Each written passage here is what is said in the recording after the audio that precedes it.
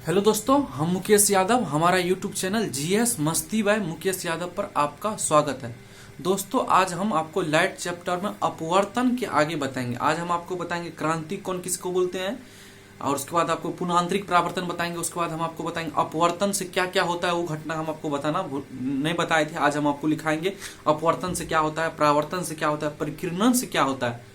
उसके बाद हम आपको बताएंगे लेंस, कौन मोटा लेंस होता है, कौन पतला लेंस होता है, क्या कौन सा बीमारी में कौन सा लेंस का मोटाई बढ़ जाता है, ये सब डिटेल हम आपको बताएंगे। प्रिज्म बताएंगे, किसका कौन सा रंग का ज्यादा परिकिरणन होता है, कौन सा रंग का कम कम परिकिरणन होता है, कौन सा रंग हमको काहे नहीं दिखता है, रेडियो इतना दूर काहे चल जाता है, रेडियो तरंग, ये सब हम आपको डिटेल आज बताएंगे। आप हमारे साथ बने रहिए। चलिए हम आपको आगे बताते हैं। आज हम आपको बताते हैं क्रांति कौन किसे कहते हैं। जो हम लिखे हैं एक बार हम आपको देखने में अगर आपको परेशानी होता है तो आप सबसे पहले हमारा वीडियो देखने से पहले थोड़ा क्वालिटी बढ़ा लिया कीजिएगा। चलिए हम आपको बताते हैं क्रांति कौन किसको बोलते हैं। यहाँ पे जो मित्रों हम लिखे हैं उसको हम एक बार पढ़ के बताते हैं, उसके बाद हम यहाँ आपको समझाते हैं। देखिए, जिस क्रांति कौन इसको बोलते हैं एंगल में, इसको इंग्लिश में बोलते हैं क्रिटिकल एंगल। क्रिटिकल शब्द आप अपने जीवन में बहुत सुने होंगे। क्रिटिकल कोई भी चीज आप सुने होंगे जैसे क्रिटिकल, तो आपको दिमाग में आता होगा जैसे कोई एक्सीडेंट हो जाता है तो आपको जैसे हॉस्पिटल में तो क्या बोलता है डॉक्टर, अगर उसका स्थिति नाजुक रहता है तो बोलते हैं क्रिटिकल स्थिति में। क्रिटिकल है मतलब क्या है, क्रिटिकल स्थिति में। तो क्रिटिकल का मतलब क्या, या तो ये बच सकता है या तो नहीं बच सकता है, मतलब बीच वाला स्थिति को हम क्रिटिकल बोलते हैं। आप याद रखिएगा, जिससे क्या या तो वो बचेगा या तो नहीं बचेगा, मतलब बीच वाला स्थिति को हम क्रिटिकल बोलते हैं। उसी तरह का यह भी एक क्रिटिकल एंगल क्रांति कोण कि जिससे अपवर्तित वैसा आपतन कोण जिससे अपवर्तित होने वाले किरण। देखिए क्या लिखा हुआ है, हम एक बार आपको पढ़ते हैं, उसके बाद यहाँ आपको बताएंगे। क्रांति कोण क्रिटिकल एंगल, क्रिटिकल मतलब आप समझ गए बीच वाला, या तो बचेगा या तो नहीं बचेगा। डॉक्टर ने बोलता है क्रिटिकल, तो वैसा आपतन कोण जिससे अपवर्तित होने वाले किरण दोनों माध्यम को अलग करने वाले रेखा के समांतर निकल जाए। फिर से हम आपको पढ़ के सुनाते हैं। वैसा आपतन कोण जिससे अपवर्तित होने वाले किरण दोनों माध्यम को अलग करने वाले रेखा के समांतर निकल जाए, उसे क्रिटिकल एंगल कहते हैं। एंगल देखिए, ये सी है जो है, इधर से एंगल नॉर्मल से एंगल नापा जाता है, हम आपको बता रखे हैं, तो इसको एंगल क्रिटिकल एंगल बोलेंगे। आप चलिए, वहां आपको समझ में नहीं आया, यहाँ हम आपको बताते हैं हम आपको क्या बताना चाह रहे हैं। देखिए, मिटाने वाला कहाँ गया। हम आपको बोले कि कोई यहां से कोई किरण आ रहा है, कोई लाइट यहां से आ रहा है। पहले क्या करता था, ये सघन माध्यम है, मान लीजिए ये सघन माध्यम है। सघन माध्यम मतलब क्या, ये सघन माध्यम है। सघन माध्यम से विरल माध्यम में जाएगा, तो क्या अपवर्तन में क्या होता है कि सघन माध्यम से विरल माध्यम में जाता था। मगर इसमें क्या होता है कि ये जो काल्पनिक जो है बांटने वाला इसको रेखा है, इसी का ये ऊपर से निकल जाता है। जिससे देखिए, अभी माध्यम ये विरल माध्यम है, सघन से विरल में जाएगा तो अभिलंब से दूर हटेगा, अभिलंब से यहाँ चल जाएगा। आपको हम बता रखे हैं मित्रों, सघन से जब विरल जाएगा तो अभिलंब से दूर हटेगा। तो अभिलंब से जब दूर हटा, तो अगर ये एंगल का और हल्का आप बढ़ाइएगा, यहां लाइएगा, तो एक ऐसा टाइम आएगा कि ये इस पर गुजर जाएगा। एक ऐसा टाइम हो आएगा कि सघन माध्यम और विरल माध्यम को बांटने वाला रेखा जो उसके ऊपर से ये गुजर जाएगा। आएगा कि नहीं मित्रों। देखिए, फिर से हम आपको बताने की कोशिश करते हैं, हम आपको क्या बताना चाह रहे हैं अब समझिए। देखिए, हम आपको बताए थे अपवर्तन में सघन से विरल में जाता है। जब जैसे अपवर्तन हम आपको बताए थे, दोनों कंडीशन हम आपको बताए थे, सघन से विरल और विरल से सघन। जैसे मान लीजिए ये सघन है, तो यहां से अगर अभी यहां से कोई किरण को पास करा है, अगर यहां से किरण को पास कराए तो ये विरल है, तो अभिलंब से दूर हटेगा। आपको हम बता रखे हैं कि जब ये सघन से विरल में जाएगा तो ये अभिलंब से दूर हटेगा। अभिलंब से ये दूर हटा, मानिए जो एंगल अभी है, ये एंगल को और थोड़ा बढ़ा दीजिए। ये तो अभी अपवर्तन का एंगल हुआ, ये तो अपवर्तन का एंगल हुआ, ये एंगल को और हल्का बढ़ाइएगा, तो ये तो विरल है, तो ये इसके ऊपर से चल, इसको दबाइए हल्का, इस साइड अगर दबाइएगा तो इसको ऊपर से निकल जाएगा। इसको क्या करेगा, ये ऊपर से निकल जाएगा। इसी को बोलते हैं क्रिटिकल एंगल। मतलब दोनों माध्यम के बांटने वाले रेखा पर से गुजर जाए, दोनों माध्यम के बांटने वाले रेखा पर से गुजर जाए, दोनों माध्यम के रेखा के समांतर। देखिए, दोनों माध्यम को जो बांट रहा है उसी को समांतर, मतलब उसी पर से गुजर जाए, उसी को हम क्रिटिकल एंगल बोलेंगे। ठीक है मित्रों, क्रिटिकल एंगल किसको बोलेंगे, आपको समझ में आ गया। नहीं है तो फिर से हम आपको बताने की कोशिश करते हैं क्रांति कोण किसको बोलेंगे। देखिए, क्रांति कोण में किसको बोलेंगे मित्रों, दोनों माध्यम के अलग करने वाली रेखा के समांतर रेखा पर गुजर जाए, मतलब यहीं पर चल जाए, दोनों माध्यम के रेखा के समांतर रेखा इसी पर चल जाए तो उसको हम बोलेंगे क्रिटिकल एंगल। ये एंगल को बोलेंगे हम क्रिटिकल एंगल। चलिए फिर से हम आपको बताते हैं, आपको समझ में एक बार आ जाएगा ना, फिर आप कभी नहीं भूलिएगा इस चीज को। फिजिक्स में तो यही होता है। देखिए अगर ये सघन है तो इसको मान लीजिए सघन है, तो ये सघन से अगर कोई एंगल यहाँ आया तो ये अभिलंब से दूर हट जाएगा। और एक ऐसे इसको और इधर एंगल बढ़ाइए, जब एंगल यहाँ आप बढ़ा कर लाइएगा तो एक ऐसा टाइम आएगा कि अभिलंब से दूर तो हट इसी पर से निकल के गुजर जाएगा। यही जो एंगल है इसी को बोलते हैं हम क्रिटिकल एंगल। आप तो समझ गए होंगे क्रिटिकल एंगल किसको बोलते हैं। चलिए मित्रों आप समझ गए, तो अब हम यहाँ पर आप जो लिख देखिए, यहाँ पे हम आपको बताएं ये सघन माध्यम है, सघन माध्यम से विरल माध्यम में आएगा। अगर ये क्रिटिकल एंगल नहीं होता तो ये सीधे ऐसे निकलता, अभिलंब से दूर हटता, मगर ये क्रिटिकल यहाँ से ऐसे हो जाता है, और ये क्रिटिकल एंगल को होने से ये इसी पर से गुजर जाता है, ये इस पर से गुजर जाता है, इसी को क्रिटिकल एंगल कहते हैं। याद रखिएगा, ये आपसे कभी क्वेश्चन पूछ सकता है। क्वेश्चन क्या पूछेगा इसमें लिखे, चलिए हम चल ठीक है, ये कभी का क्वेश्चन आपसे पूछ सकता है, याद रखिएगा। उसके बाद दूसरा आता है पूर्ण आंतरिक परावर्तन। आप बहुत बार सुने होंगे पूर्ण आंतरिक परावर्तन, टोटल इंटरनल रिफ्लेक्शन। इंग्लिश में क्या बोलेंगे इसको हम, टोटल इंटरनल रिफ्लेक्शन, पूर्ण आंतरिक परावर्तन। देखिए पूर्ण आंतरिक परावर्तन क्या होता है, वैसा घटना जिसमें अपवर्तन परावर्तन के समांतर होने लगे, ठीक ना, वैसा घटना जिसमें अपवर्तन परावर्तन के समान होने लगे और अपवर्तित तल की तरह कार्य करने लगे, उसे पूर्ण आंतरिक परावर्तन कहते हैं। चलिए फिर एक बार पढ़ के सुना देते हैं हम आपको, फिर यहाँ पर हम समझाएंगे। पूर्ण आंतरिक परावर्तन किसको बोलेंगे, वैसे घटना जिससे अपवर्तन परावर्तन के समान होने लगे। अपवर्तन मतलब एक माध्यम से दूसरे माध्यम में जाए, मगर वो ऐसा महसूस हो कि एक माध्यम से दूसरे माध्यम में गया मगर जाना नहीं चाहिए। और सुनिए, समान होने लगे और अपवर्तन तल की तरह कार्य करने लगे। चलिए ये आपको पढ़ के हम बता दिए दो बार, अब हम आपको समझाते हैं पूर्ण आंतरिक परावर्तन किसको बोलेंगे। देखिए मित्रों, पूर्ण आंतरिक परावर्तन किसको बोलेंगे कि यहां से कोई आया, कोई किरण आया, अगर ये सघन हुआ तो ये विरल हुआ। आपको पता है सघन से अगर विरल में आएगा तो अभिलंब से दूर हट जाएगा, ये दूर हट जाएगा। मगर इसमें क्या होना चाहिए कि ये दूर हटे। अभी ये अगर हम इसको क्रिटिकल एंगल बनाएंगे तो इस पर से गुजर जाएगा। अगर ये क्रिटिकल एंगल होगा तो इस अभी क्रिटिकल एंगल आपको हम बताए, अगर ये क्रिटिकल एंगल हुआ तो इस पर से गुजर जाएगा, यहां से गुजर जाएगा।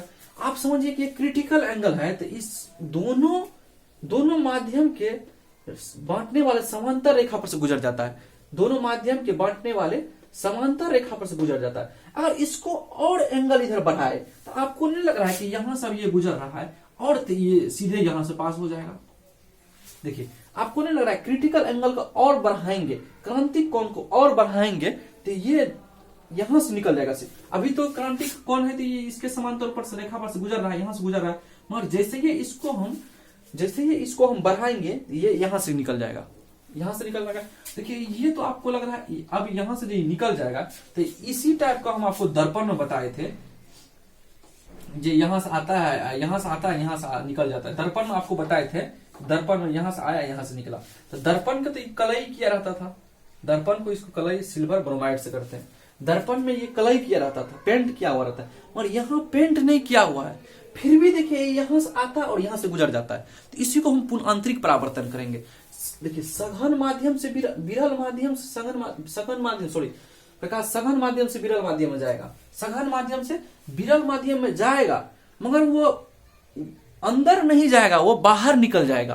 पूर्ण आंतरिक परावर्तन उसको बोलेंगे। वो अंदर नहीं जाएगा, वो इस रेखा के समांतर भी नहीं जाएगा, वो बाहर निकल जाएगा, इसको पूर्ण आंतरिक परावर्तन कहते हैं। पूर्ण आंतरिक परावर्तन से बहुत सारा घटना होता है, आप याद रखिएगा। देखिए यहां भी हम लिख दिए, वैसा घटना जिसमें अपवर्तन परावर्तन के समान होने लगे। अपवर्तन हो रहा था, ये माध्यम से ये सघन से विरल में जाएगा, सघन से विरल में जाता, सघन से विरल में जाता, मगर क्या हुआ अभी तो ये अपवर्तन हो रहा है, सघन से विरल में जा रहा है, मगर अपवर्तन परावर्तन किसे कहते हैं, जब एक सतह से टकराकर दूसरी, जब कोई किरण आया उस सतह को टकराकर वापस लौट जाता है। तो अगर ये वापस लौटता है किस पर मित्रों, जो उस पर तो कलई किया रहता है, उस पर दर्पण पर कलई किया हुआ रहता है, तब ना वापस लौटता है। इस पर बिना कलई किया हुई वापस लौट जाता है, इसी को हम बोलेंगे टोटल इंटरनल रिफ्लेक्शन। चलिए आपको समझ में आ गया होगा। उसके इस टोटल इंटरनल रिफ्लेक्शन होने के लिए क्या कंडीशन होता है, यहाँ हम लिख दिए, इसका प्रकाश सघन माध्यम से विरल माध्यम में जाए। सघन से विरल, इसको मान लीजिए विरल है, सघन माध्यम से विरल माध्यम में जाए और आपतन कोण सदैव क्रांति कोण से अधिक हो। इसका कोण जो है एंगल, ये एंगल ये क्रांति कोण से हमेशा अधिक होगा। हमेशा देखिए क्रांति कोण होता है क्या, हम आपको फिर से बताना चाहते हैं।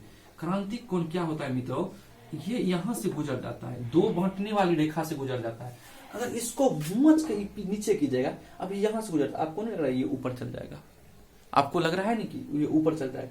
तो ये एंगल जो है पूर्णांतरिक परावर्तन होने के लिए क्रांति कोण से एंगल ज्यादा होना चाहिए और सघन से विरल में जाना चाहिए। सघन से विरल जाएगा तब ना, एक पहले अभिलंब से दूर हटेगा, फिर अभिलंब से दूर हटेगा तो फिर एंगल इधर हम बढ़ाएंगे, फिर इस पर पार हो जाएगा, फिर एंगल बढ़ाएंगे तो फंसा करके निकल जाएगा। ये तो गजब हो गया भाई, ऐसा मिरर में होता था। मगर ये इससे क्या क्या घटना होता है आगे हम आपको बताते हैं। इसका स्क्रीन शॉट अभी लीजिए।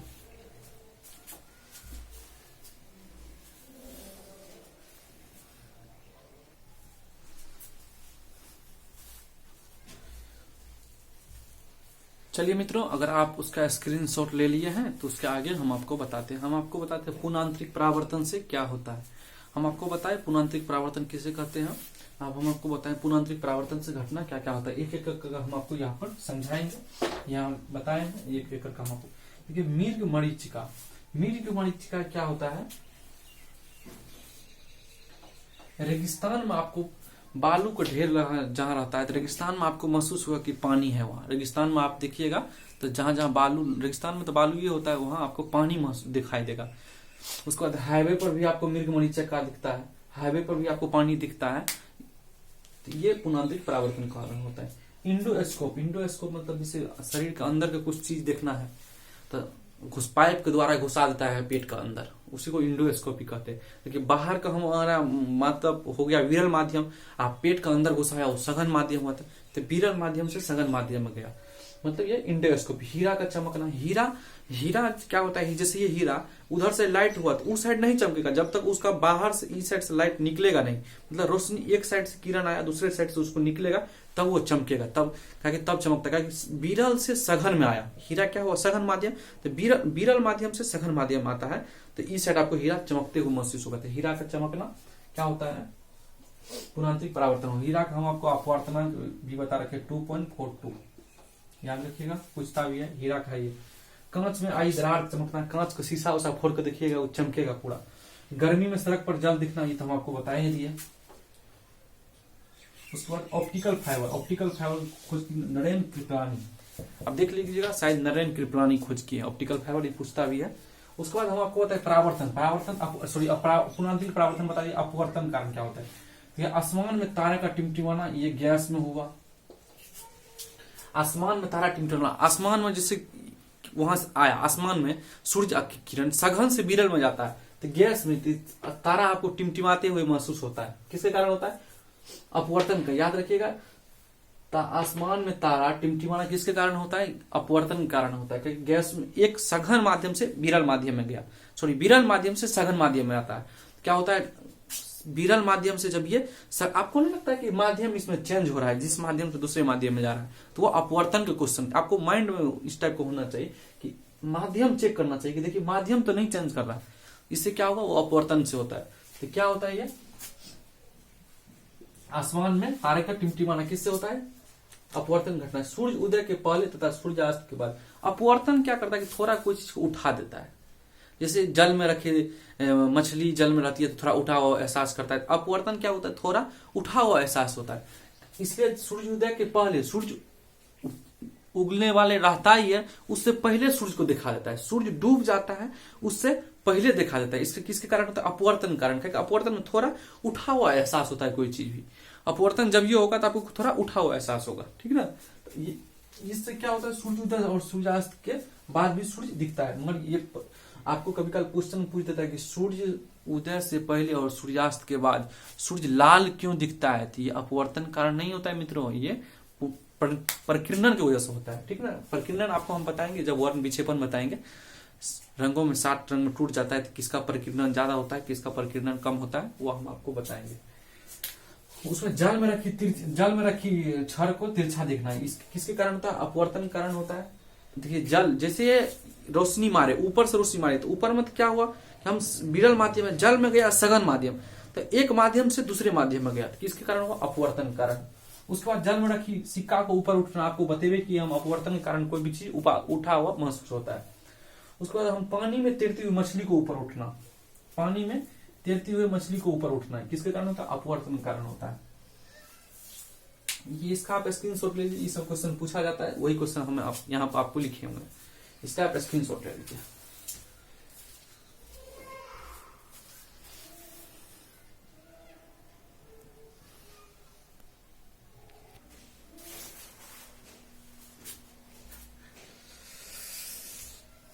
चलिए दोस्तों, अगर आप उसका स्क्रीनशॉट ले लिए हैं तो हम आगे आपको बता रहे हैं लेंस। लेंस क्या है, लेंस एक पारदर्शी होता है। अभी जो हम आपको पेन रखे हैं ये भी एक लेंस ही, देखिए आर पार दिखता है ना, ये साइड से इस साइड दिखता है, इसी को आर पार पारदर्शी उसी को बोला जाता है जो दोनों साइड से दिखे, इधरों से दिखे उधरों से दिखे।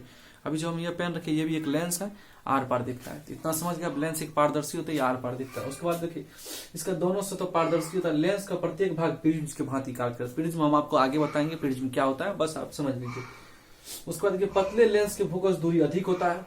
आप देखिए जैसे यही लेंस हुआ, इसको अगर हम बहुत पतला कर देंगे तो इससे बहुत दूरी तक देखेगा, मतलब इसका फोकस दूरी बहुत ज्यादा होता है। अगर बहुत मोटा कर दीजिएगा, जिससे देखते होंगे गाँव में कोई आदमी का चश्मा, बच्चा का चश्मा बड़ी मोटा होता है, क्या बड़ी मोटा होने के कारण क्या होता है पता है आपको, बड़ी मोटा होने के कारण उसका फोकस दूरी कम होता है।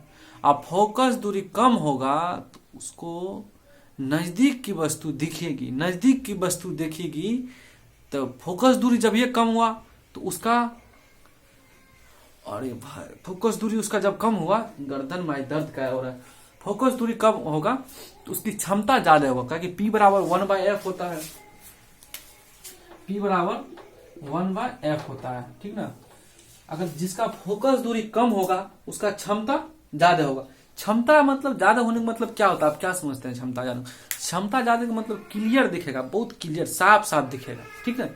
जिसका क्षमता ज्यादा होगा वो बड़ी साफ साफ दिखेगा। तो पतला लेंस क्या होता है, फोकस दूरी बहुत ज्यादा होता है, मोटा लेंस का फोकस दूरी कम होता है। अभी उत्तल अवतल आप समझना छोड़ दीजिए, किसको उत्तल बोलेंगे किसको अवतल बोलेंगे, बस एक माइंड में आप सोच लीजिए कि पतला लेंस का फोकस दूरी बहुत ज्यादा होता है। जैसे ये पतला लेंस है तो इसका फोकस दूरी बहुत ज्यादा है। मोटा लेंस जो है, मोटा लेंस उसका फोकस दूरी कम होता है, फोकस दूरी कम होता है। अब फोकस दूरी कम होने के कारण वो उसका क्षमता ज्यादा हो जाता है, उसका पावर ज्यादा हो जाता है, उसका पावर ज्यादा हो जाता है। उसका पावर जब ज्यादा हो जाता है तो उसको कोई चीज क्लियर दिखता है, साफ साफ दिखता है। तो जिसका क्षमता ज्यादा होगा उसको ज्यादा साफ दिखेगा, जिसका क्षमता कम होगा वो कम साफ दिखेगा। तो किस पर डिपेंड करता है, पावर डिपेंड किस पर करता है, पावर फोकस दूरी पर डिपेंड करता है, याद रखिएगा। पावर किस पर डिपेंड करता है मित्रों, फोकस दूरी पर डिपेंड करता है। तो पतला लेंस का फोकस दूरी बहुत ज्यादा होता है, पतला लेंस का फोकस दूरी क्या होता है, ज्यादा होता है। पतला लेंस का फोकस दूरी ज्यादा होता है। उसके बाद मोटा लेंस का फोकस दूरी कम होता है। अगर जिसका जैसे इसका फोकस दूरी बहुत ज्यादा हुआ तो इसका पावर भी कम होगा। अगर पावर कम होगा तो कोई चीज साफ साफ नहीं दिखेगा, कोई चीज क्या होगा, साफ साफ नहीं दिखेगा। क्लियर दिखने के लिए मोटा लेंस मतलब फोकस दूरी अधिक होना चाहिए। तो निकट वस्तु को देखने के लिए कौन सा लेंस का प्रयोग किया जाता है, उत्तल लेंस के प्रयोग क्या करते हैं, क्या कि वो मोटा होता है, उसका फोकस दूरी कम होता है। फोकस दूरी कम होने के कारण उसको हमको क्लियर देखना रहता है नजदीक की चीज को, इसलिए उत्तल लेंस का प्रयोग करते हैं। हमारा आंख भी उत्तल लेंस के भांति कार्य करता है, याद रखिएगा। यहाँ पर हम जो लिखे एक बार पढ़ के आपको सुनाते हैं। देखिए लेंस हम आपको बताया इसके दोनों सतह पारदर्शी होता है, मतलब पारदर्शी का मतलब आर पार दिखता है, ठीक ना, समझिए। देखिए ये भी आर पार दिखता है। लेंस प्रत्येक भाग प्रिज्म के भांति कार्य करता है। प्रिज्म हम आपको आगे बताएंगे, फिर बताएंगे।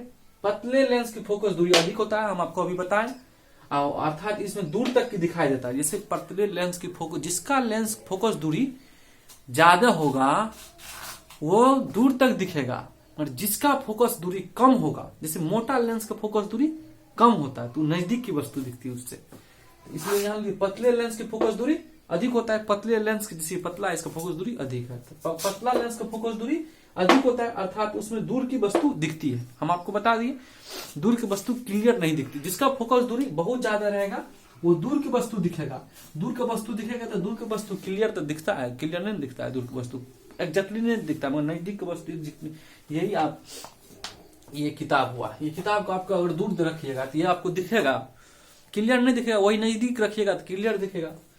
इसलिए क्या बोलते हैं, जिसका फोकस दूरी अधिक होता है उसमें दूर की वस्तु दिखाई, जिसका फोकस दूरी अधिक होता है उसको दूर की वस्तु से दिखाई देता होता है। मोटे लेंस की फोकस दूरी कम होती है, उनमें से नजदीक की वस्तु दिखती है। हम आपको अभी बताइए कि मोटा लेंस का फोकस दूरी कम होता है। बोलते बोलते थक जाते हैं मित्रों। इनमें से नजदीक की वस्तु दिखाई देता है। मोटे लेंस की फोकस दूरी कम होती है, अर्थात इसमें नजदीक की वस्तु दिखाई देता है। हम आपको बताइए, आपको हम उत्तल लेंस बताते हैं। उत्तल लेंस किसे कहते हैं? देखिए, उत्तल लेंस वैसा लेंस जिसके बीच के भाग उभरा हुआ रहता है, ये मित्रों उत्तल लेंस। अरे यार बनता भी नहीं फिगर सही से। उत्तल लेंस जिसके बीच का भाग उभरा हुआ मतलब उठा हुआ हो, यही उत्तल लेंस हुआ। उत्तल लेंस वैसा लेंस जिसके बीच का भाग उभरा हुआ हो तथा किनारे पर चपटा हो। क्या होता है? किनारे पर चपटा हो। उत्तल लेंस में क्या होता है? बीच का भाग उभरा हुआ रहता है, किनारे का भाग चपटा हुआ रहता है, उसको उत्तल लेंस कहते हैं। उत्तल लेंस आप करता है क्या? उत्तल लेंस का काम क्या है? देखिए, हम आपको लेंस बताए। लेंस किसे बोलते हैं? लेंस एक पारदर्शी होता है जिससे आर पार दिखता है। लेंस एक प्रिज्म की भांति कार्य करता है। हम आपको बताए, मोटा लेंस रहेगा तो फोकस दूरी उसका कम रहेगा, वो नजदीक की वस्तु को दिखेगा। उसके बाद हम आपको बताए, पतला लेंस अगर रहेगा तो फोकस दूरी अधिक रहेगा और वो दूर की वस्तु को दिखेगा। ये हम आपको बताए। उसके बाद हम आपको बताए, लेंस दो प्रकार का होता है, उत्तल लेंस और अवतल लेंस। उत्तल लेंस किसे कहते हैं? वैसा लेंस जिसका बीच का भाग उभरा हुआ हो और उसके किनारे पर चपटा। वैसा लेंस जिसके बीच का भाग उभरा हुआ हो तथा किनारे पर चपटा हो। उसके बाद हम आपको बताते हैं, उत्तल लेंस इस टाइप का फिगर होता है। ये किरणों क्या करता है? ये किरणों को समीप लाता है। ये किरणों क्या करता है? ये किरणों को समीप लाता है, एक पॉइंट पर लाता है।